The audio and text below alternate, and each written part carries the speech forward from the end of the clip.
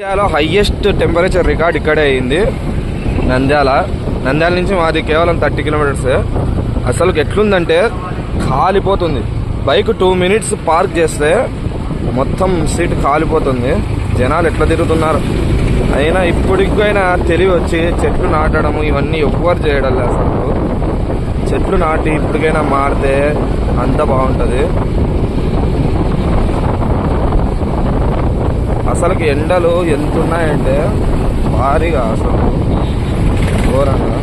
అంత ఈ కర్బూజాలు వీళ్ళకు బాగా జరుగుతుంది వ్యాపారం.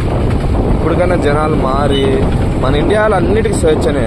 చెట్లు నరుకున్నోనికి నరుకున్నంత. ఇంకా మాకు పక్కనే నల్లమల్ల అడవి, బాగా అంత పెద్ద అడవి పెట్టుకొని వానలు ఇంకా బాగా పడాలా. అడవి ఎండిపోయింది, రికార్డ్ అడవి మొత్తం ఎండిపోయింది. ఇండియాలో స్వేచ్ఛ బ్రో. చెట్లు నరుకున్నోనికి నరుకున్నంత. అసలు థర్డ్ డేజర్ట్ మించిపోయిందంటే